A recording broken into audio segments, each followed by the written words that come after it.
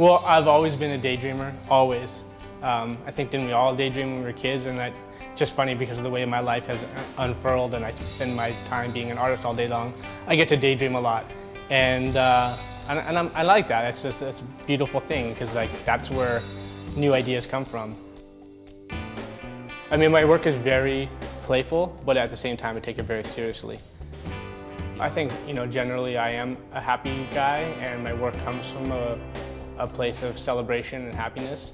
Even if I'm on the roller coaster ride, finding myself on the low end of the roller coaster, I kind of think that there's an upswing coming, and I've learned to just kind of work through that time and maybe find the beauty in wherever I am.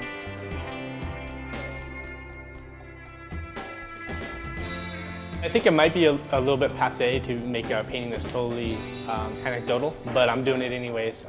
Like there's definitely, I put symbols throughout the painting. Some of them are inspired by people I know. Some of them are just out of my imagination, and some are combo. I know what inspires me. It's interesting to see what other people, how they read the paintings. My mom is an art teacher, and I covered a class for her one day, and all the little kids were making paper airplanes and they wanted to throw them, and I didn't know that that was against the rules. So I'm like, yeah, make as many paper airplanes as you can, and they got all fired up because I was letting them do something they're not normally allowed to do.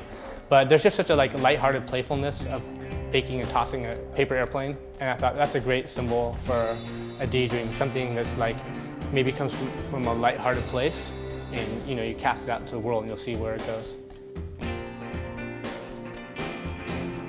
Yeah, that's why sometimes I'll make them as an internal image inside a figure, because that will symbolize, the stirrings you have inside your heart. Somebody might look calm or collected, but inside they got all this energy moving around. I remember I learned a long time ago from a teacher, you don't want to be real evident which part of the painting you worked on first and then what part you worked on last. Well, with these, I let that go. I want it to look very much like these are on top of the canvas, and so they're kind of floating over the top of the imagery below it.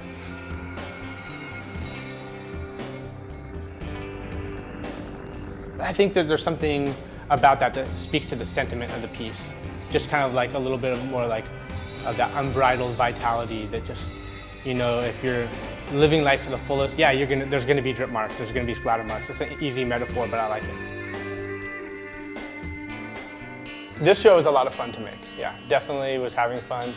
And there's a lot of people having a good time. And it was, I definitely not the guy who just paints and doesn't want to show it to anybody. That's, I'm not trying to create art in a vacuum. It's all about sharing. So it was a great opportunity to share with a lot of people.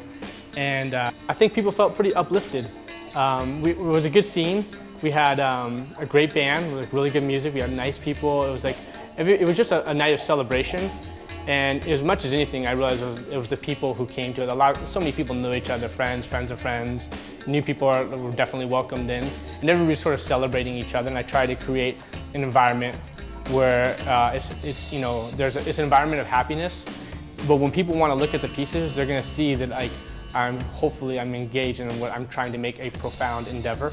The show's all about daydreams and being creative and opening your imagination, which of course is an element in all of my work, being creative and allowing forms to morph into other forms.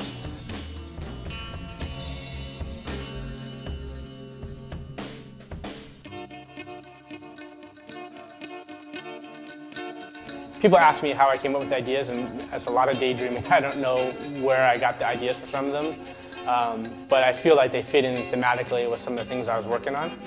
Yeah, I really like it, and it's a good excuse to play. I have a really fun time making it. Like wow, yeah, I'm putting an arrow into a painting or through a bowling ball, and there's going to be a lot more of that coming.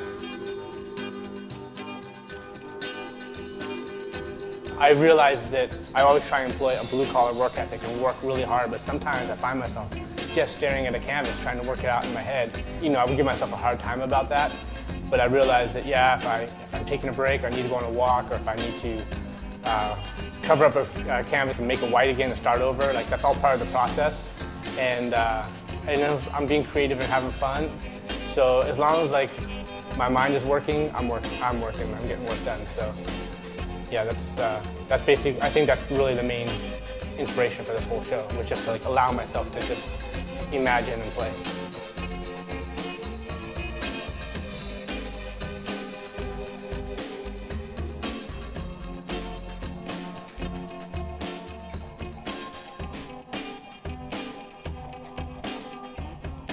You know, I don't know how I'll be painting 6 months or a year from now, but I think it'll just it'll grow from here.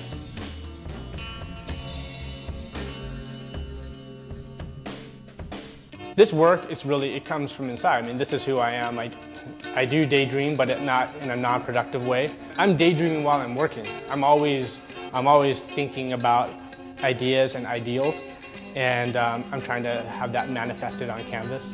So as far as coming from my heart, this work is all true, and yeah, it's just part of who I am.